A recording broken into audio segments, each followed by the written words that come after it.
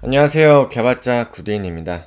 이번 시간에는 리액트 세 번째 훅 use 메모에 대해서 함께 공부해 보도록 하겠습니다. use 메모를 사용하면 함수 컴포넌트 내부에서 발생하는 연산을 최적화할 수가 있는데요. 이는 Vue.js 개발을 해보신 분들이라면 Vue.js의 컴퓨티드 속성과 함께 유사하다고 말씀을 드릴 수가 있겠습니다. 그렇게 이해하시면 조금 더 use 메모라는 속성을 이해하시기가 편할 거예요. 자, 바로 실습을 한번 진행해 볼 텐데, 먼저 리스트에 숫자를 추가하면 추가된 숫자들의 평균을 보여주는 함수 컴포넌트를 작성해 보면서 기본적으로 함수를 작성했을 때와 use 메모를 써서, 즉 use 메모 훅을 썼을 때 어떤 장점이 있고 차이점이 있는지 한번 살펴보도록 하겠습니다. 자, VS 코드로 가셔서 가장 먼저 const list 그리고 set list 이를 useState 훅을 통해서 하나 상태를 만들어 주도록 하겠습니다. 그리고 숫자들의 평균이기 때문에 이 배열의 속성은 당연히 넘버들의 집합이고 빈 배열을 축입값으로 할당해 주도록 하겠습니다. 그리고 두 번째로 이 리스트에 요소들을 추가시켜 줄 건데, 저는 이 number라는 이름으로 setNumber라는 함수를 통해서 클릭을 했을 때 이 넘버 값이 이 리스트 안쪽으로 주입되는 로직을 짤 거기 때문에 각각의 요소를 넘버라고 하겠습니다. 단 여기서 조금 헷갈릴 수가 있는데, 저는 이제 input 태그를 써서 실습을 할 거기 때문에 타입은 스트링, 초입값은 빈 문자열로 할당해 주도록 하겠습니다. 이 부분은 헷갈릴 수가 있으니까 제가 작성을 해 드릴게요. 실제 input 태그에 입력된 숫자를 리스트 배열에 주입할 것이기 때문에 상태값 이름을 넘버로 지정했습니다. 단 input 태그에 입력된 값이기 때문에 데이터 타입은 스트링입니다. 자, 그리고 아래쪽에 UI를 먼저 한번 그려줄게요. 첫 번째로 input 타입은 텍스트이고 이제 value라는 속성을 통해서 초입값을 띄워주는데, 이때는 넘버가 들어가면 되죠. 그리고 on change를 통해서 이 안쪽에 set number 이 부분을 통해서 이 이벤트에서 전달받은 값 중에 이벤트 타겟 value를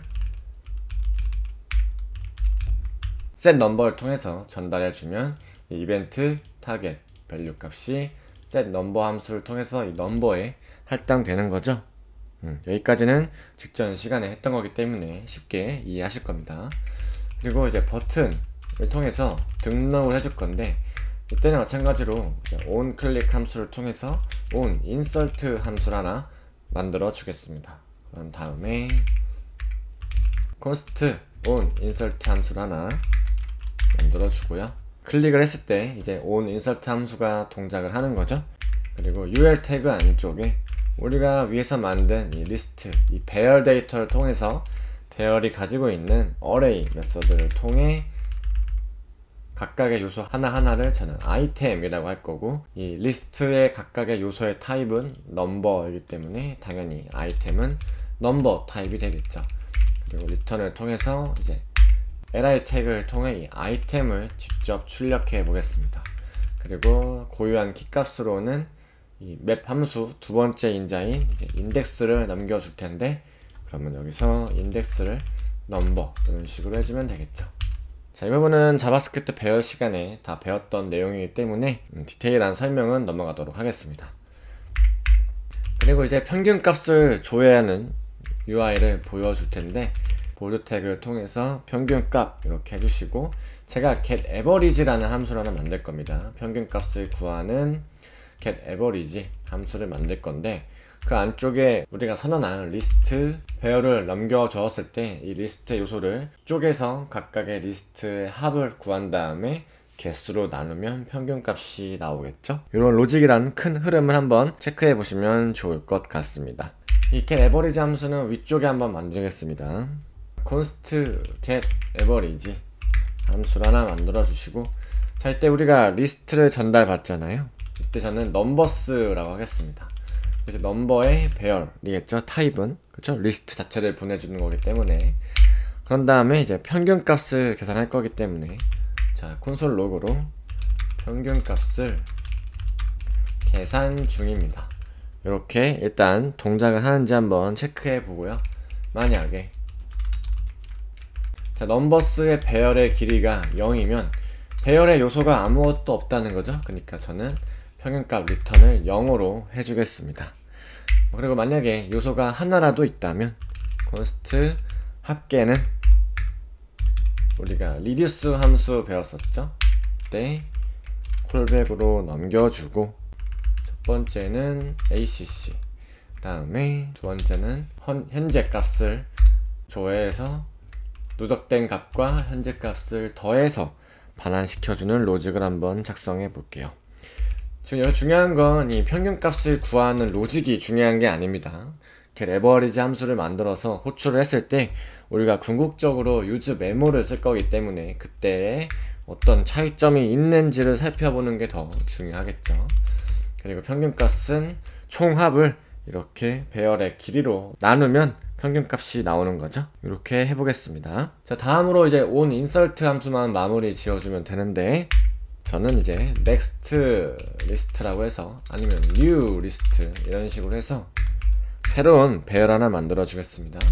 자 이때 리스트에 concat 이라는 함수를 써서 parseInt에 각각의 입력받은 넘버 값을 정수화 시켜서 새로운 배열을 반환한 다음에 이 배열을 set list에 재할당 하겠습니다. 그러면 이 리스트 값이 다시 바뀌는 거죠.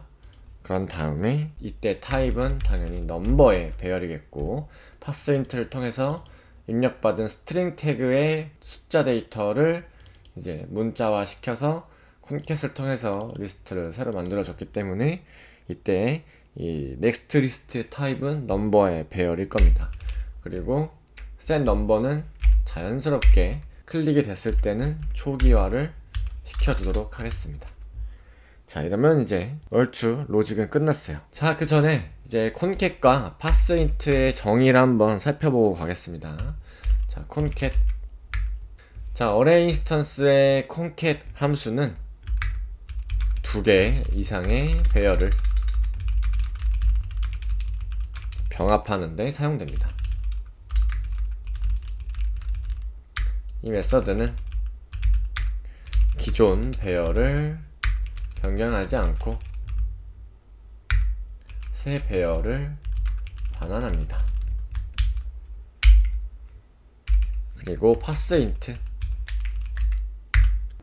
함수는 문자열 인자를 파싱하여 즉 조회해서 특정 진수 수의 진법 체계 이걸 따라서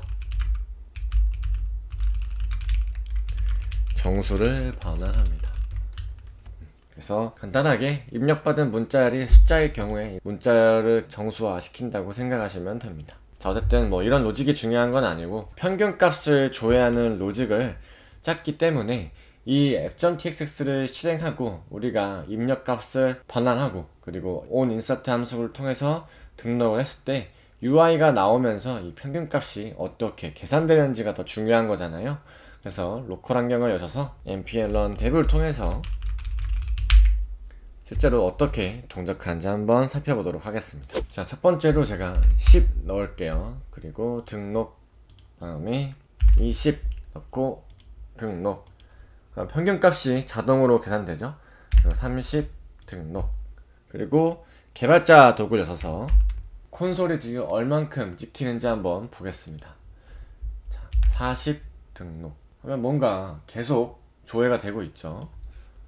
50 등록 하면 이제 평균값을 계산 중이라고 계속 보이고 있어요. 어쨌든 계산은 잘 되는데 이 콘솔에 찍히는 평균값을 계산 중입니다. 즉 average 함수가 계속 실행되는 걸 알 수가 있죠. 그래서 우리가 input 태그에 onChange 함수의 event target value가 한 글자 한 글자가 변하면 즉 이 넘버라는 스테이트가 변하면서 이 컴포넌트를 재렌더링 하잖아요. 그렇기 때문에 재렌더링이 되면서 getAverage라는 함수도 마찬가지로 똑같이 실행이 됩니다.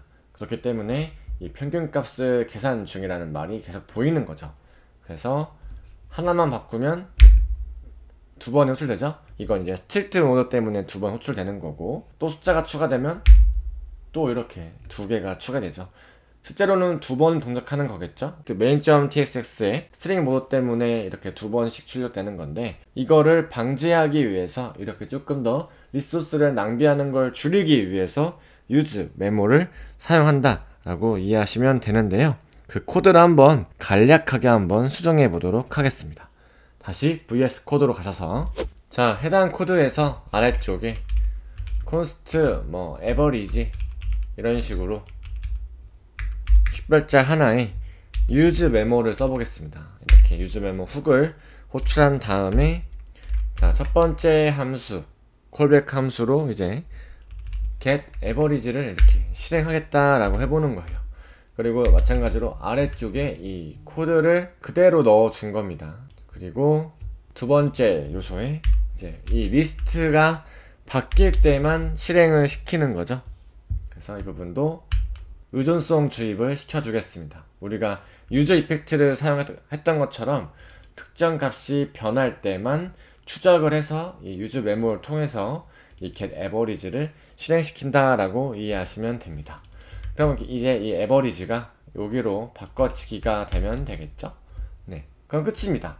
그러면 다시 로컬 환경 가셔서 실제로 어떻게 동작하는지 한번 살펴보겠습니다. 이제 여기서 인풋 값을 변화시켜 보겠습니다. 10 넣었을 때 이제 뭔가 평균값을 계산 중입니다 라는 콘솔이 보이지 않죠? 그리고 등록을 눌렀을 때 setList 함수를 통해서 리스트가 갱신되기 때문에 이때는 이제 함수가 동작을 하는 걸 확인할 수 있습니다. 다시 인풋 태그에 20 숫자를 넣어도 바뀌지 않죠? 등록 버튼 눌렀을 때는 다시 리스트에 콘캣의 파스인트의 넘버가 동작을 하면서 새로운 배열이 반환되고, 그 배열이 다시 setList를 통해서 리스트랑 상태값을 갱신시키기 때문에 리스트가 변한 거죠. 그래서 등록을 하면 다시 함수가 동작을 하고 평균값이 계산되는 걸 확인할 수 있었습니다. 이 넘버라는 상태값이 변할 때마다 페이지를 렌더링 하는 게 아니라 등록 버튼이 동작을 하였을 때 setList를 통해서 리스트가 변할 때만 이 getAverage라는 함수가 동작을 하면서 평균값을 조회하고 렌더링 시키는 구조를 한번 리팩토링을 통해서 알아보았습니다. 다시 VS 코드 가셔서, 결국 제가 지금 설명드린 부분이 이 부분이죠. 이 두 번째 인자의 리스트를 의존성 주입으로 추가해 준다는 것은 결국엔 리스트가 변할 때마다 getAverage 함수라는 걸 실행을 시키고 계산된 데이터 형태를 반환해서 average라는 식별자에 할당시켜 놓고, 결국에는 리스트가 변하면 페이지가 렌더링 되니까 average라는 숫자가 여기에 조회가 되는 거죠. 마찬가지로 상태값이 변할 때 페이지가 렌더링 된다는 속성은 크게 다르지 않지만 이 무조건 변하는 게 아니죠. 인풋 값이 변하는 상태값 변화에 따라서 페이지가 재렌더링이 되는 게 아니라 setList, 즉 우리가 정확하게 의도한 이 리스트가 변했을 때 평균값을 계산해서 페이지를 재렌더링함에 따라서 불필요한 렌더링을 방지하고요, 리소스 낭비도 줄이는 코드를 한번 작성해 보았습니다. 그래서 어떤 계산된 데이터 형태의 로직이 반복적으로 사용될 때는 이렇게 use 메모를 통해서 계산된 데이터 형태를 반환시켜서 새로운 식별자에 할당해서 UI를 그려보는 연습을 해보시면 기능적인 부분을 함수로 추출해서 그 부분을 담당하는 상태값이 변할 때마다 페이지를 렌더링 시키면 조금 더 효율적인 코드를 작성할 수 있으니까요, 이렇게 use 메모를 한번 사용해 보시면 좋을 것 같습니다. 그러면 저는 다음 영상에서 찾아뵙도록 하겠습니다.